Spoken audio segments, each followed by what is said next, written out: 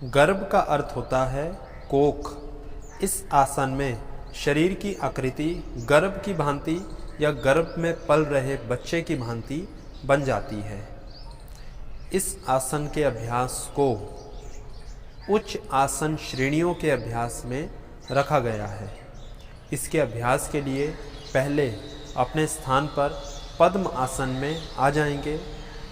पद्म आसन का अभ्यास किस प्रकार से किया जाता है, उसकी विधि, लाभ, सावधानी, प्रभाव और अन्य संबंधित बातों के संदर्भ में जानने के लिए पद्मासन के ऊपर एक अलग से वीडियो बनाया गया है। पहले उस वीडियो को देखें, उसके बाद पद्मासन में आएं और उसके बाद गर्भासन का अभ्यास करेंगे। पद्म आसन में आने के बाद अब अपने दोनों हाथों को दोनों जंघाओं और पिंडलियों के बीच में से निकालेंगे।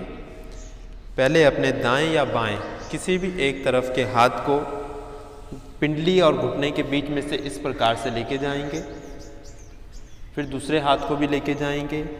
इस प्रकार से पूरा इसको अंदर की ओर करेंगे और इस प्रकार अब दोनों कोहनियों को धीरे धीरे बाहर की ओर करते रहेंगे, जिससे वह कोहनियाँ दोनों मुड़ जाएं और पैर दोनों घुटने ज़मीन से ऊपर उठ जाएं। और इसको इस प्रकार से कोहनियों को बाहर करते रहेंगे इस प्रकार से, जिससे घुटने पूरे ऊपर की ओर उठते रहें। इस प्रकार से आने के बाद अब अपने दोनों हाथों को अपने चेहरे के ऊपर, गालों के ऊपर रख देंगे। इस प्रकार से इसको पूरा धीरे धीरे खींचते रहेंगे। थोड़ा सा चेहरे को आगे की ओर झुकाएंगे और इसको इस प्रकार से रोक देंगे।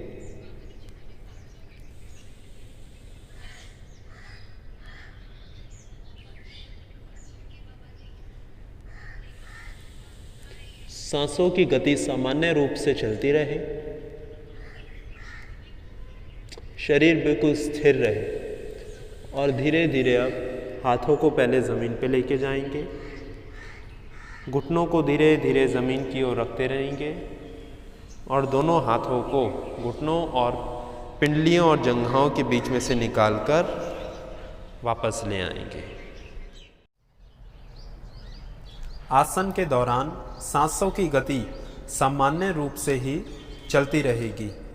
इसका अभ्यास 2 से 3 बार तक किया जा सकता है और प्रत्येक बार में 20 सेकंड से लेकर 2 मिनट तक सामान्य रूप से शरीर को स्थिर रखा जा सकता है। इसके अभ्यास से पहले कुछ सूक्ष्म व्यायाम करें, कुछ आसन करें और उसके बाद इसका अभ्यास करें। अब यदि लाभ की चर्चा करें तो इसका अभ्यास विशेष रूप से महिलाओं के लिए लाभप्रद अभ्यास है।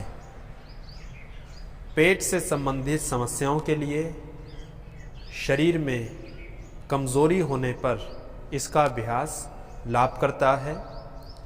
गैस बनना, भोजन का पाचन ठीक से ना होना, इन समस्याओं में लाभ मिलता है। इसके अभ्यास से लगभग पूरे शरीर की मांसपेशियां ही क्रियाशील होकर अपना कार्य सहज रूप से कर पाती हैं और पूरा शरीर ही लचीला बनता है, स्वस्थ, बलवान और सुंदर बनता है। इसके अभ्यास से शारीरिक और मानसिक संतुलन के लिए और तंत्रिका तंत्र पर भी इसका सकारात्मक प्रभाव देखने को मिलता है। सावधानियों के रूप में कुछ बातों का ध्यान रखें। पेट और पीठ से संबंधित कोई गंभीर रोग होने पर गर्भ अवस्था के दौरान इसका अभ्यास ना करें। इसी प्रकार की और वीडियो नियमित रूप से देखने के लिए स्क्रीन पर दिख रहे लोगों पर दबाकर चैनल को सब्सक्राइब करें और हमें अपना स्नेह दें। धन्यवाद।